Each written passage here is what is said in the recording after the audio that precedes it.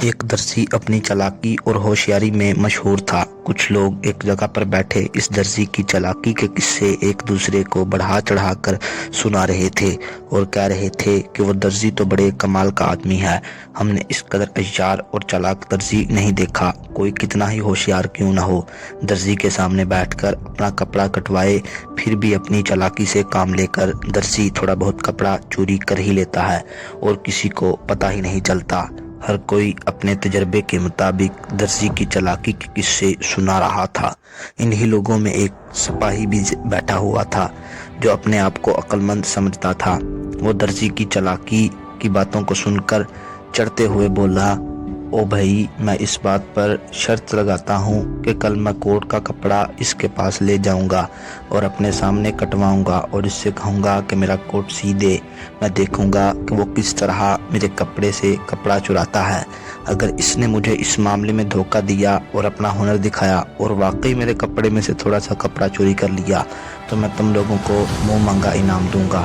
چنانچہ سپاہی خود ہی اس طرح کی شرط لگا کر اگلے دن کوٹ کا کپڑا لے کر درزی کی دکان پر پہنچا اور کہنے لگا، یہ میرا کوٹ کا کپڑا ہے، اس کا کوٹ تیار کرنا ہے، مگر بات یہ ہے کہ کپڑے کی کٹائی اسی وقت میرے سامنے کرو، کیونکہ میں نے تمہاری چالاکی اور ہوشیاری کی بڑی کہانیاں سنی ہیں، لیکن میں بھی کچھ کم نہیں ہوں، تمہارے دھوکے میں آنے والا نہیں ہوں، میں دیکھتا ہوں کہ تم کتنے ہوشیار اور چالاک ہو۔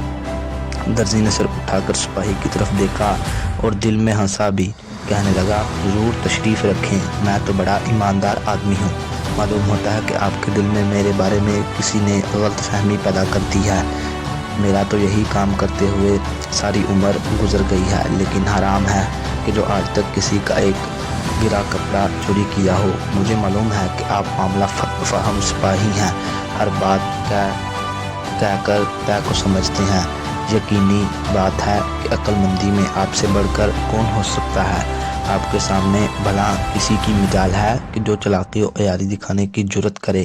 سپاہی درزی کی بات سن کر پھولے نہ سمایا اور دل میں بڑا خوش ہوا، درزی مجھ سے مات کھا گیا ہے۔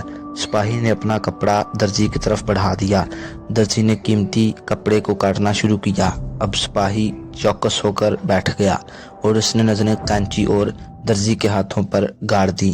درزی جہاں چالاکی و عیاری میں ماہر تھا، وہاں وہ لطیفہ گوئی اور مسخرہ بند میں بھی اپنا خوب جواب نہ رکھتا تھا۔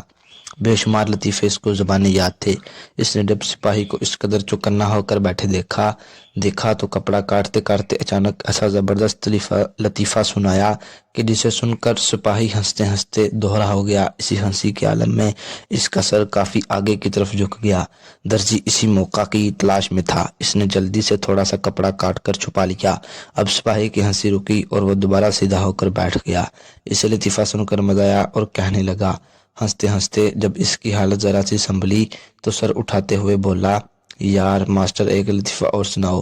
درزی نے مسکراتے ہوئے کہا، سپاہی جی لطیفہ تو ضرور ایک سنا دوں گا، مگر پھر تمہارا کوٹ زیادہ ہی تنگ ہو جائے گا۔